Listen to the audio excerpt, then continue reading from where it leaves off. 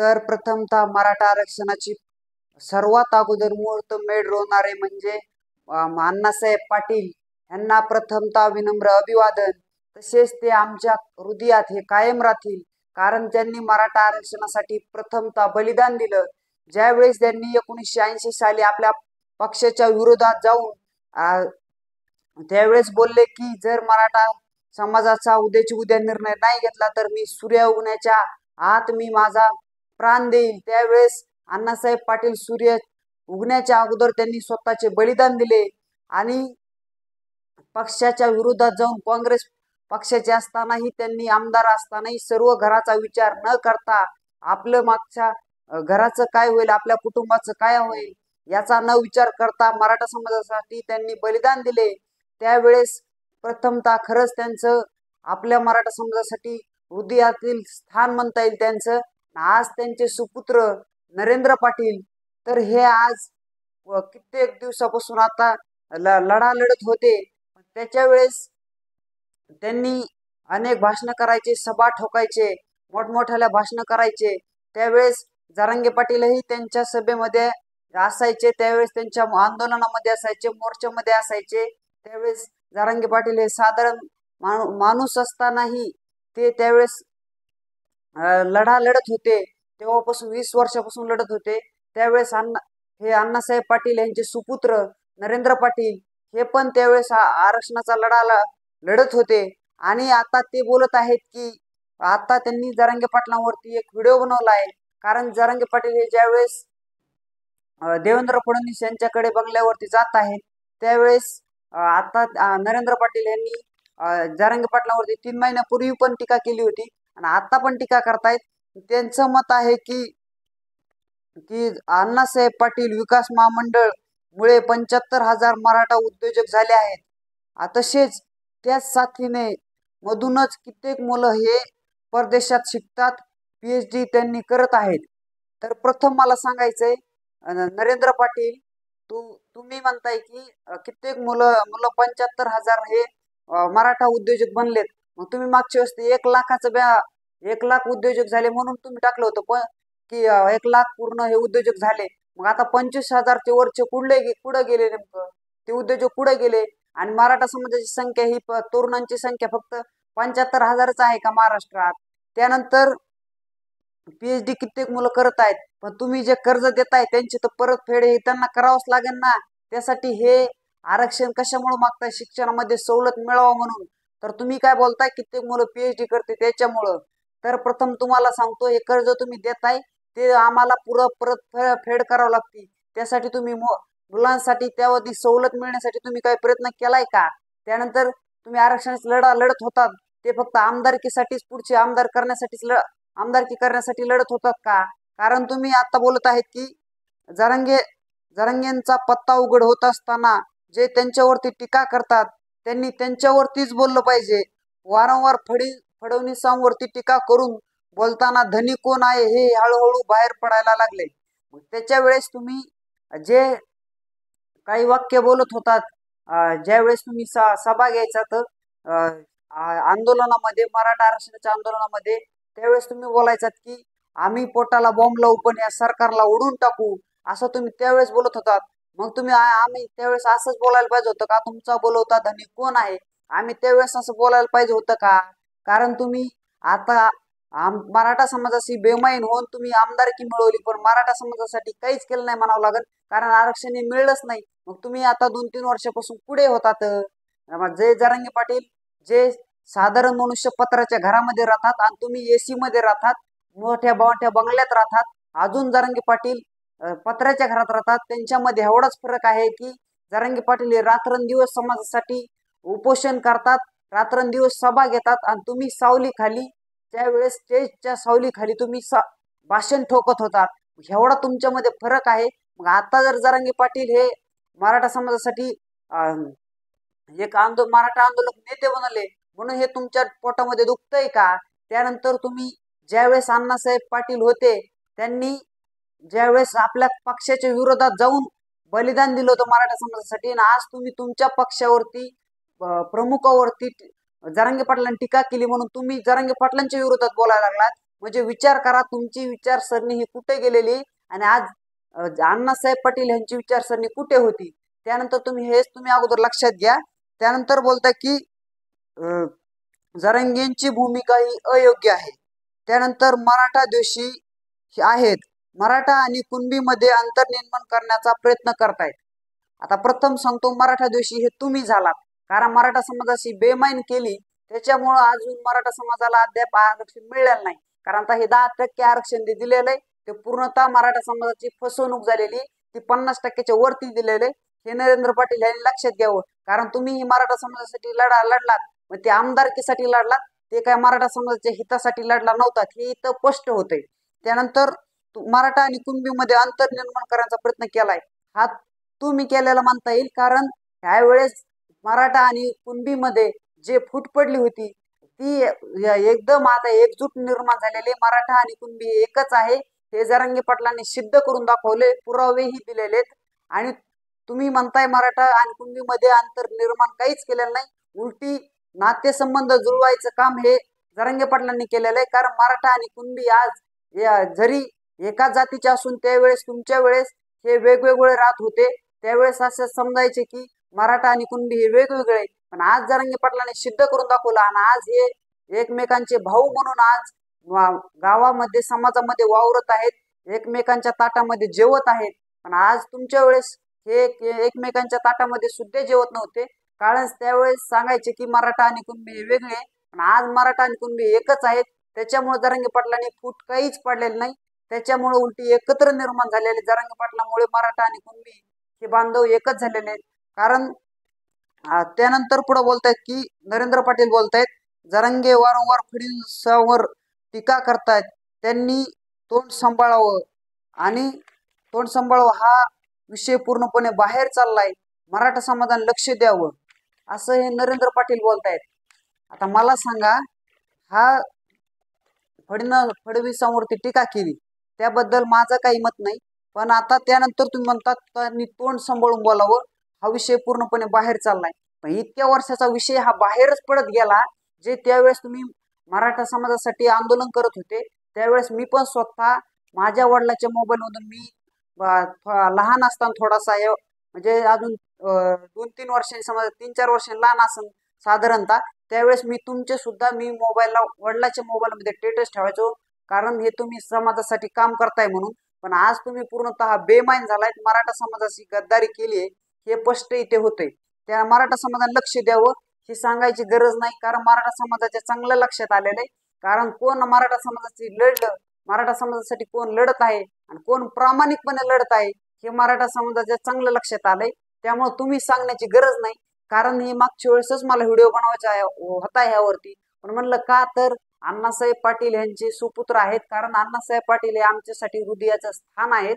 कारण त्यांनी प्रथमतः मराठा आरक्षणाची मुहूर्त मेढ रोवली आणि आपले स्वतःचे बलिदान दिले त्यावेळेस कुटुंबाचा विचार न करता।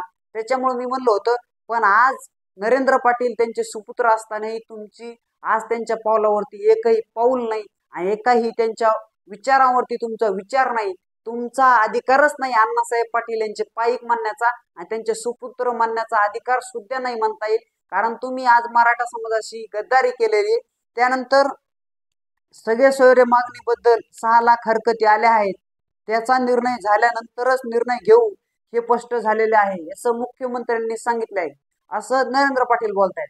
मग कधी निर्णय घेणार आहेत? आमच्या मराठा समाजावरती एक तर किती वर्षापासून आज अन्याय होतोय, मग आता मराठा समाजाला 10% आरक्षण देऊन फसवणूक झाली, मग सगळे सोयरे मागणी नंतर मराठा समाजाला पुढे जरी आरक्षण मिळणार होतं ते पण मग भूमिका ही कधी घेणार आहेत? नेमकं ही फार ह्यांची निवडणुका लागल्यानंतर का, ह्यांचं सरकार पडल्यानंतर का, दुसरं सरकार आल्यानंतर कधी निर्णय घेणार आहेत हे नरेंद्र पाटील यांनी उत्तर द्यावं। विनाकारण मराठा समाजाला आता तुम्ही ज्ञान सांगायची गरज नाही, कारण मराठा समाजाला समजतंय की मराठा समाजाने काय करावं काय नाही आणि कुणाच्या पाठीशी उभा राहावं हे मराठा समाजाच्या चांगल्या लक्षात आलेलं आहे। कारण जरांगे पाटील यांनी सामान्य कुटुंबातील असून आज त्यांनी 20 वर्षापासून लढा लढून उपोषण करून त्यांनी रात्रंदिवस न झोपता मराठा समाजासाठी काम करतायत, हे आमच्या पूर्णपणे लक्षात आलेलं आहे ना, आम्हाला सांगण्याची गरज नाही कोणी। पण तुम्ही आता मराठा समाजाशी बेईमान होऊन मराठा समाजाच्या विरोधात बोलू नये हे नरेंद्र पाटील यांना बोलतोय. कारण तुम्ही बोलताय की जरांगे पाटील यांनी मराठा दिवशी आहेत, हे जरांगे पाटील यांचा बोलवता धनी कोण आहे असं तुम्ही बोलताय. पण तुमचा बोलवता धनी कोण होता आम्ही त्यावेळेस बोलायला पाहिजे होतं का? हे माझा नरेंद्र पाटील यांना प्रश्न आहे. विनाकारण तुम्ही मराठा समाजासाठी आता काहीच काम केलं नाही म्हणता येईल. कारण तुम्ही फक्त आमदारकीसाठी काम केलंय हे प्रथमतः मी सांगतो तुम्हाला. त्यानंतर ह्या वर्षी तुम्हाला निवडणूक लढायची होती म्हणून जे जरांगे पाटील त्यांच्या आंदोलनामध्ये तुमचा कुठेही सहभाग नाही. कारण मराठा समाजासाठी पूर्ण मराठा समाज एकवटला आहे, एकजूट झालाय, जो कधी झाला नव्हता. आणि आज तो एकजूट झालाय, त्याच्यामध्ये तुमचा कुठेही सहभाग नाही म्हणता येईल. मग आता तुम्ही जर आता जरांगे पाटलांच्या विरोधात बोलताय, मग तुम्ही तुमचा बोलवता धनी कोण आहे हे आम्हाला सांगायची गरज नाही. कारण तुम्ही हातावरती नाव कोरलेलं आहे, देवेंद्र हे नाव तुम्ही हातावरती कोरलेलं आहे. तुम्ही भाजपमध्ये जाऊन मराठा समाजाची गद्दारी केली का? कोणत्या पक्षात असू, काही असू, आम्हाला त्या पक्षाची घेणं देणं नाही. मग तुम्ही पक्ष प्रवेश करून राजकारण करण्यासाठी मराठा समाजाचा फायदा घेतला का इतके दिवस? फक्त त्यासाठी मोर्चे काढले का? त्यासाठी आंदोलन केलं का? हे माझं स्पष्ट मत आहे यावरती. त्यानंतर जरांगे पाटील अजून राजकारणामध्ये गेलेले नाही, त्यामुळे तुम्ही काही बोलू नका, तुमचा अधिकार नाही. ज्यावेळी जरांगे पाटील राजकारणात जातील आणि मराठा समाजाशी धोका देतील, मराठा समाजाशी समज त्यांनी गद्दारी केली समज जरांगे पाटलांनी, त्यावेळेस मी सुद्धा जरांगे पाटलांच्या विरोधात बोलू शकतो. कारण त्यावेळेस जरांगे पाटील राजकारणात असताना समज मराठा समाजाला समज त्यांचाच विरोध झाला समज त्यावेळेस पुढे समज, त्यावेळेस मी सुद्धा बोलणार, त्यावेळेस मी सुद्धा शांत बसणार नाही. पण आत्ताच्या स्थितीला जरांगे पाटील हे मराठा समाजाच्या बाजूने येत रात्रंदिवस उपोषण करून अन्न त्याग त्यांनी फक्त मराठा समाजासाठी केलेला आहे.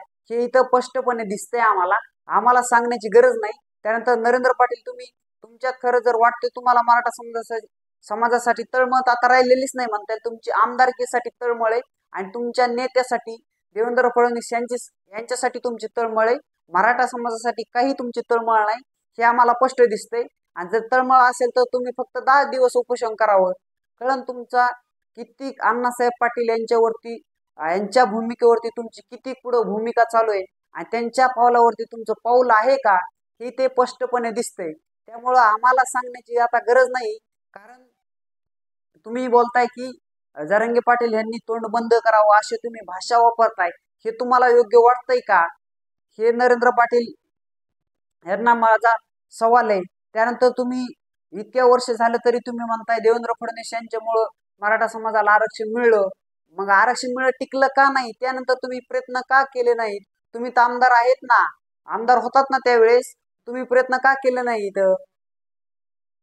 फक्त निवडणुकीपुरतं मराठा समाजाचा वापर करायचा होता का त्यावेळेस? आता जर जरांगे पाटील हे साधारण अजून तुम्ही बंगल्यामध्ये राहतात, जरांगे पाटील हे साध्या पत्र्याच्या घरामध्ये राहून मराठा समाजासाठी लढत आहेत. त्यांनी जमीन विकली, 2 2.5 एकर त्यांनी जमीन विकली आणि तुम्ही तुमची प्रॉपर्टीज किती हे मलाच हिशोब लावता जमाना. मी म्हणलं हिशोबच लावणं नको आपलं. मग तुम्ही विचार करा, तुम्ही कोणत्या लेवलला आहात, जरांगे पाटील कोणत्या लेवलला आहात आणि तुम्ही बोलताय काय हे तुम्हाला समजलं पाहिजे.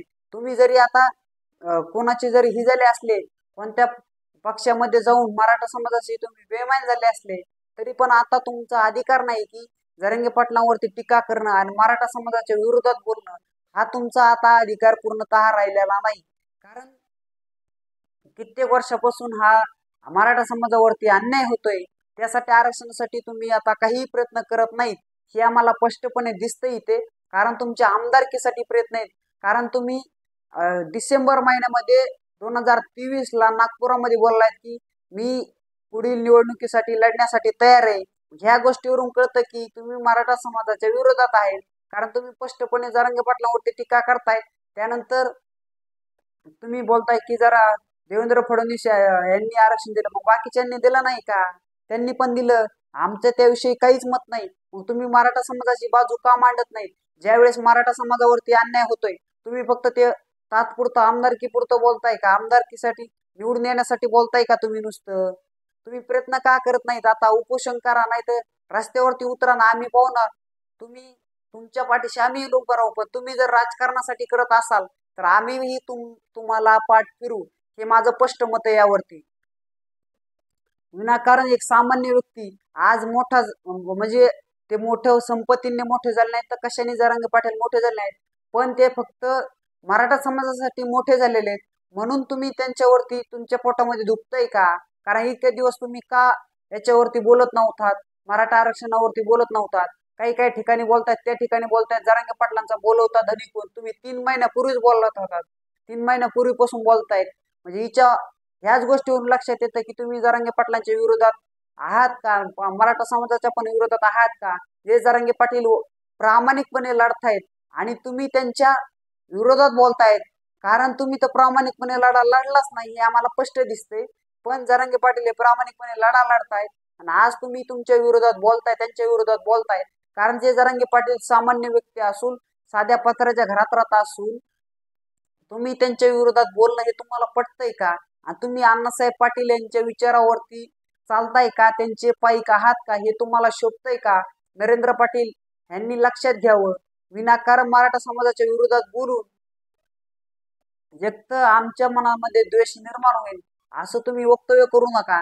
कारण जरांगे पाटलांची सध्या तब्येत काय चालू आहे, त्यांची आता सध्याची कंडिशन काय आहे, हे लक्षात घेऊन तरी बोलावं. नरेंद्र पाटील, तुमच्याकडे संपत्ती भरपूर, त्यामुळे तुम्हाला आता मराठा समाजाची गरज नाही. पण विनाकारण मराठा समाजाला कुठतरी न्याय मिळतोय, त्या न्यायाच्याच विरोधात तुम्ही बोलताय. तुम्ही जरी एखाद्या पक्षाचेच तुम्ही सावलीखाली आता राहिला, त्यांच्याच सावलीखाली तुम्ही वाढताय. मग मुद्दा म्हणून आम्ही उन्हात आहात तर आमच्या विरोधात बोलताय का तुम्ही? आम्हाला उन्हातच राहून द्यायचंय का तुम्हाला? तुम्ही आहेत सावलीखाली, तुम्ही एखाद्या पक्षाच्या सावलीखाली आहात, तुम्हाला टेन्शन नाही. पण आम्ही उन्हात आहेत सध्या, आम्ही उन्हामध्ये तरफडतोय. मराठा समाजाला न्याय मिळण्यासाठी जरांगे पाटील प्रयत्न करतायत. आज त्यांच्या पाठीशी सर्व मराठा समाज एकवटलाय. मग त्यांच्यामध्ये फूट पाडण्याचा प्रयत्न तुमचा चालू आहे का, हे आम्हाला स्पष्टपणे दिसतंय. नरेंद्र पाटील, तुम्ही अण्णासाहेब पाटील यांचे पाईक आहात हे लक्षात ठेवा. विनाकारण मराठा समाजाच्या विरोधात बोलू नका. कारण जे मराठा समाजाच्या विरोधात जरांगे पाटलांच्या विरोधात बोलणं म्हणजे मराठा समाजाच्या विरोधात आलं ना. कारण जे जरांगे पाटलांमुळे आज कित्येक मुलांना आज शिक्षणामध्ये सवलत मिळली, जे तुमच्या आंदोलनाने कुठं सवलत मिळलेलं नाही. जे तुम्ही कर्जाचं आणलंय ते कर्ज आम्हाला परतफेड करावं लागतंय, तिथं आम्हाला सवलत मिळणार नाही, ते काय मोफत दिलं जात नाही. हे माझं स्पष्ट मत आहे यावरती. कारण जरांगे पाटलांच्या आंदोलनामुळे आज कित्येक कुणबी नोंदी सापडल्या, आज कित्येक लाखो लोकांना कुणबी प्रमाणपत्र मिळले. आज त्यामुळे मुलांच्या शिक्षणामध्ये सवलत मिळली. ह्या अशा गोष्टीसाठी तुम्ही काही प्रयत्न केला का? जे तुम्ही कर्ज योजना काढताय पण ते आम्हाला परतफेड करावंच लागते का नाही? तुम्ही शिक्षणासाठी काही प्रयत्न केला नाही. कारण जे शिक्षणासाठी जरांगे पाटील लढताय तर त्यांच्या विरोधात तुम्ही बोलताय, म्हणजे तुम्ही मराठा विरोधी आहात का हे ते स्पष्ट होतंय. कारण तुम्ही अण्णासाहेब पाटील यांच्या विरोधात यांच्या विचारावरती तुम्ही चालत नाहीत हे स्पष्टपणे ते दिसतंय. कारण तुम्ही फक्त पक्षाच्या भूमिकेवरती चालताय हे आम्हाला स्पष्ट दिसतंय.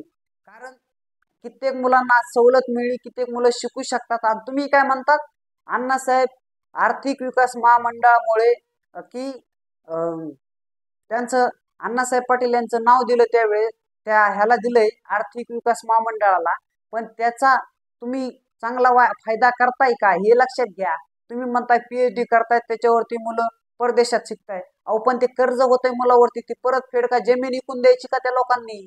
जमीन विकून तुमचं कर्ज परतफेड करायची का, हे माझा सवाल आहे तुम्हाला. तुम्ही म्हणताय मग त्यांचं इन्कम होईल ना नंतर, मग त्यांचं आयुष्यच त्यात गेलं. जर तिकडे बाहेर शिकण्यात निम्म आयुष्य गेलं, नंतर निम्म आयुष्य ते कधी इन्कम करणार, कधी ते पैसा मिळवणार, त्यांचं घर बागवणार का तुमचं कर्ज फेडणार, हे नरेंद्र पाटील यांना माझा प्रश्न आहे. हे शिक्षणामध्ये सवलत मिळण्यासाठी जरांगे पाटील प्रयत्न करतायत तर तुम्ही विरोध करतायत, म्हणजे स्पष्टपणे मराठा विरोधी भूमिका आहे तुमची, हे माझं स्पष्ट मत आहे. आणि सर्व मराठा समाजाला विनंती आहे, कारण आपलेच लोक बेईमान झालेत हे मराठा समाजाने लक्षात घ्यावं आणि जरांगे पाटलांच्या पाठीशी खंबीरपणे उभा राहावं ही मराठा समाजाला विनंती करतो. आणि इथंच थांबतो. जय हिंद, जय महाराष्ट्र.